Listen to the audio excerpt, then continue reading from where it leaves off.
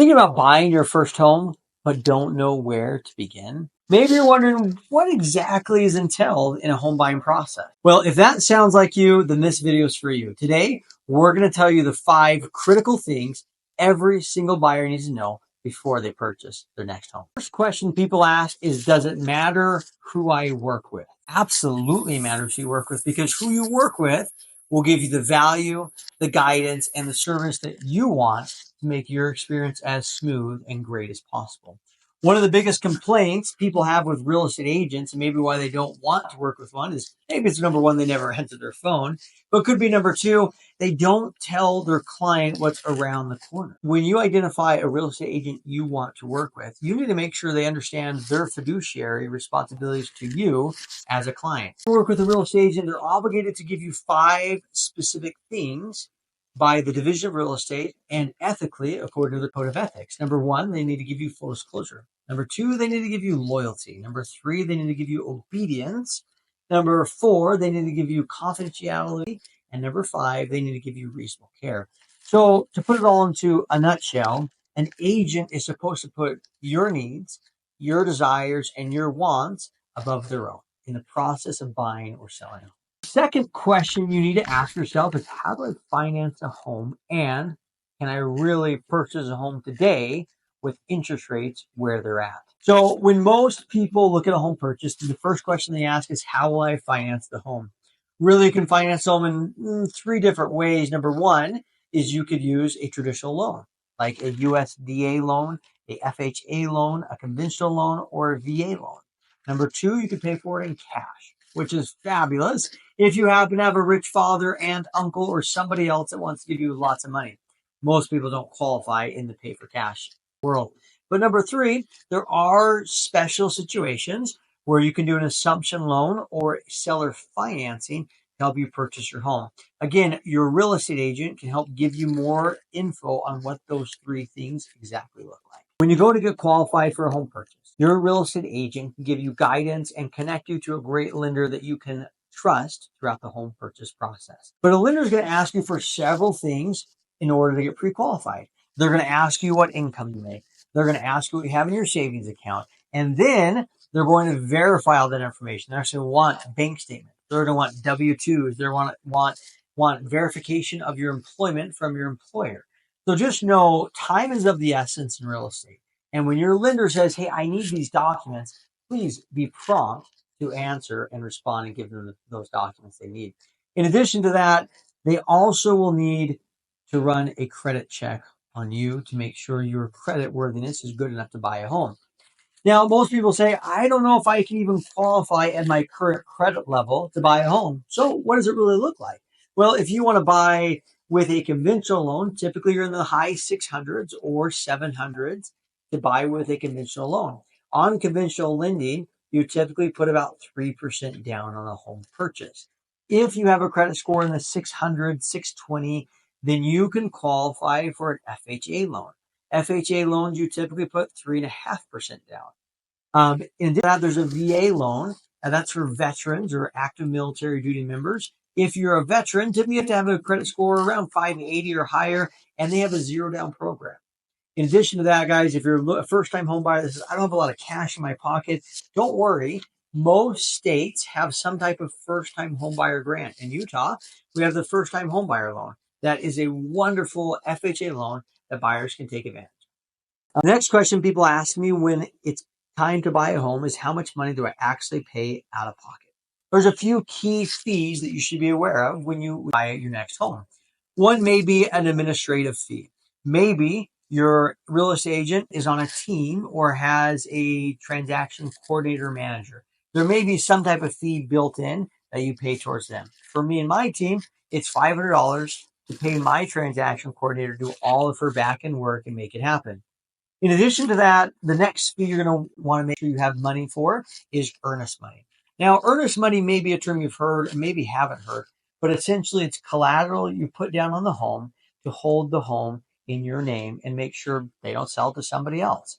Essentially, if you were to rent an apartment, it's like having a deposit. You put a deposit down.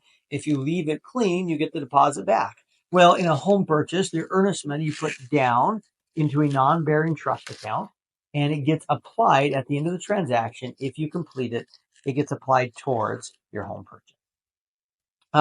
Earnest money. I often see in the state of Utah right now, earnest money anywhere from $1,000 to about $5,000 is pretty typical, depending on how much your home purchase costs. Thing you're going to want to make sure you save up for in a home purchase is the inspection period. So during the inspection period or your due diligence period, you have the opportunity to do multiple inspections to make sure that this home really is a sustainable place where you and your family can live. So what kind of inspections should I do if I'm looking to buy a home? First of all, I would always recommend get a home inspector to go in who's certified and qualified to check out your home. They're going to crawl up in the attic. They're going to check all the outlets. They're going to run the dishwasher to make sure everything is in working condition. At the end of it, they're going to provide you with a report. Now, sometimes this report seems scary because it might be 50 to 70 pages. They're going to have pictures in there, and they might outline 30 to even 40 things that could be wrong in your house. But working with a qualified agent will help you understand what things are really concerning and what things are okay that you can live with. In addition to that, during that period, you guys can go negotiate with the seller. If you find there's major issues, for example, a foundation issue that's massively concerning that you didn't notice during the walkthrough, but your inspector brought it up, you then did a second analysis and got a foundation expert out there. That's always something you go back to the seller and negotiate and say, hey, seller, there's an issue with the foundation.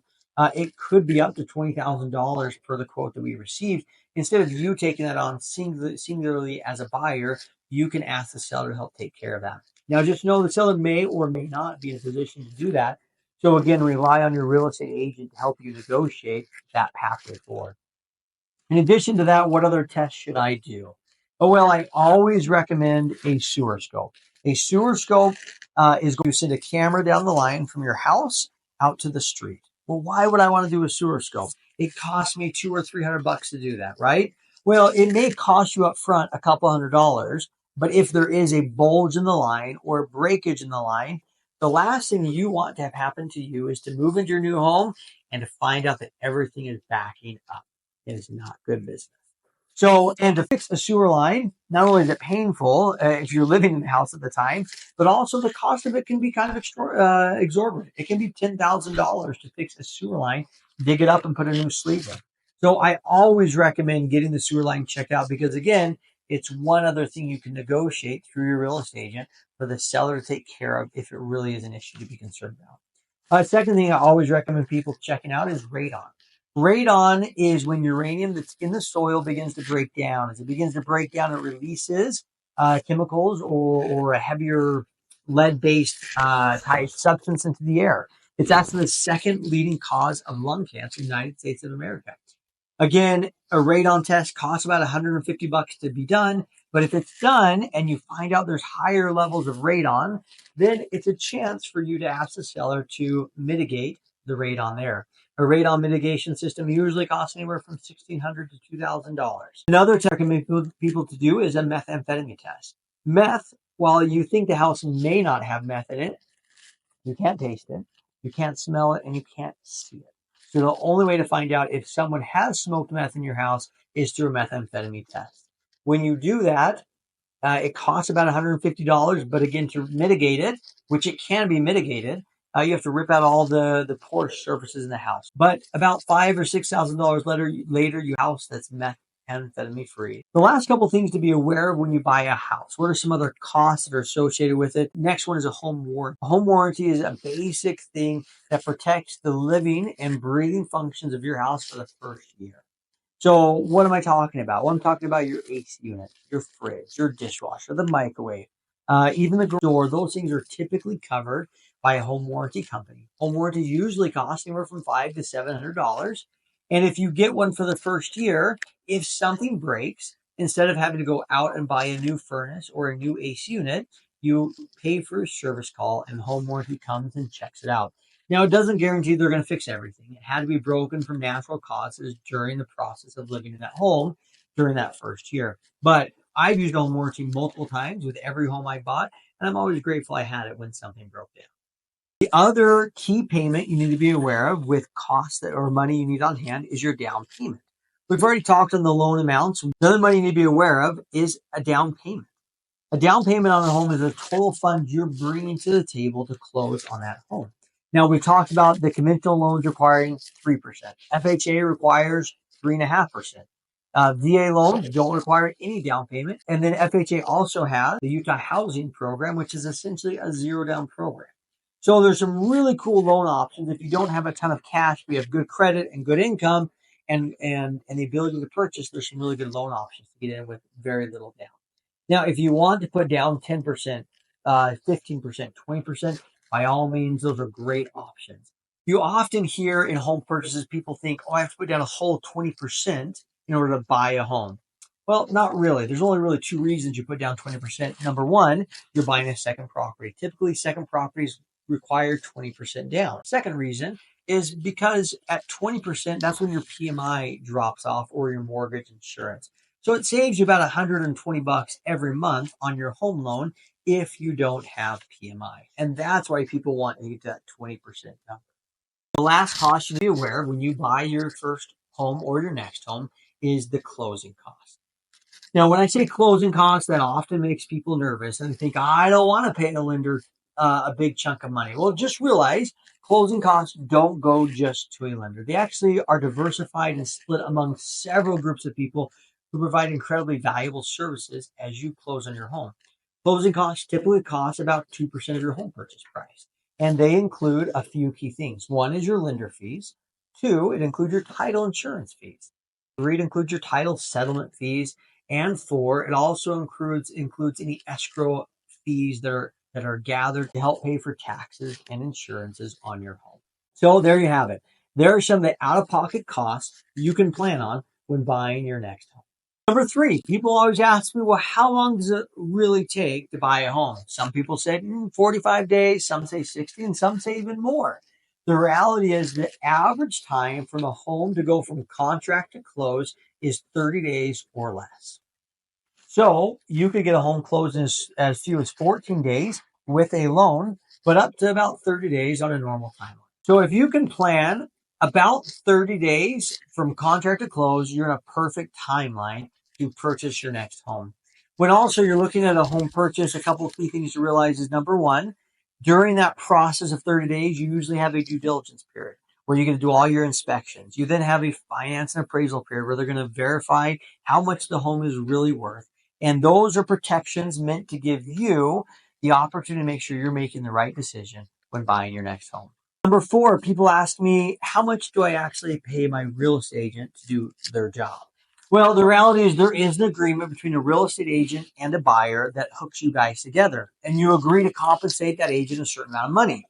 Usually, for deals I do, it's anywhere from 2 to 3% is what usually ends up being for a buyer agent commission on mine, but I represent the buyer. Now, the good news is often the seller takes care or is already advertising a fee that they're willing to pay a buyer's agent to come in and help you finalize and finish your transaction. So often, buyers don't pay me anything to take care of my job to make sure they get into their next home. The last one is a little trick I love to share with people to make sure that you don't regret your home purchase. It's called the 80-10-10 rule.